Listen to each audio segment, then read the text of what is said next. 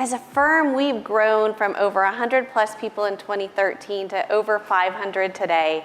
And as we've approached that major milestone, I think it'd be great just to talk a little bit about how our talent management has evolved. Adrian, do you want to kick us off? Yeah, sure. So I've been here at Vista since 2009, and really the approach has been, very much the same. This system of building talent within in a systematic way. So everything from how we recruit people to how we progress them through our systems with onboarding, with training, with performance, with our all our support programs, because it's really built from within, and it's very similar to what we preach to our companies, and really helps us control how we build our talent, how are we building our team, and how are we scaling this over time.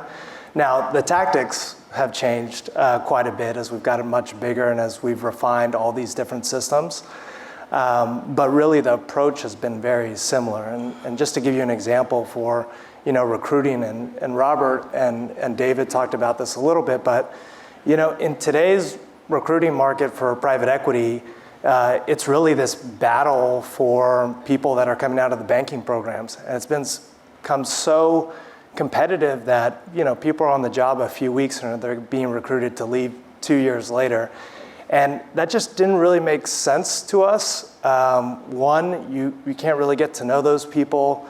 Two, you're very dependent on the talent pools that the banks are creating. So we've had an analyst program since Jack and I joined, and Jack actually joined as an analyst, and now we've kind of extended it further to the internship programs. So David spoke a little bit about our programs, and we've been expanding those programs over time, but really what that allows us to do is really find the best people, regardless of what school they came from or what jobs they had before, build those pipelines so that a majority of our analysts this coming year came from our internship program. The majority of our associates came from our analyst program being promoted up, and the same with our senior associates and VPs. So it's really this strategy around how do we build our own talent and control our own destiny, and then all the systems around that, which have changed quite a bit since when I joined in 2009, and my training was done on a dry erase board, and it's very different now. Jack, what has that meant for our culture? How have you seen the culture shift in the past decade? Yeah, Adrian, something you said absolutely resonates. I think it's been very consistent despite a decade. It's remarkable. Rachel, you said we've gone from 100 to 500 folks, so that's 5x in the course of a decade, but it still feels the same way it did 10, 12 years ago when we joined. I'd say our culture, obviously we invest in software companies. I do think our culture really maps back to that industry and has some of those elements of the software ethos. Adrian, you mentioned it, the engineering mindset, Robert, engineer by trade, everything's kind of built to scale. Same in the software world. It's a culture of innovation, it's a culture of growth. It's fun, it's youthful, and at the end of the day, it's all about the people. And I think you see that in software companies, unlike retail or manufacturing that have physical assets or inventory, software is obviously asset light. It's just the people. It's the people that write the code, sell the product, support the customer. It's all about the people, and I think you can say the same about Vista. Yeah.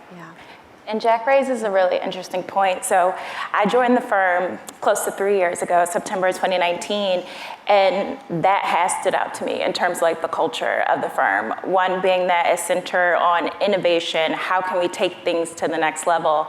And I think that has informed how we approach DEI as well. So Adrian, you raised a good point in terms of the traditional talent model in the asset management space is that the investment banking programs do focus or function as a feeder. But if those organizations or if those classes aren't diverse, then you see a ripple effect. And so it was great coming in is there was this thought and support and encouragement around how can we change and shift the model.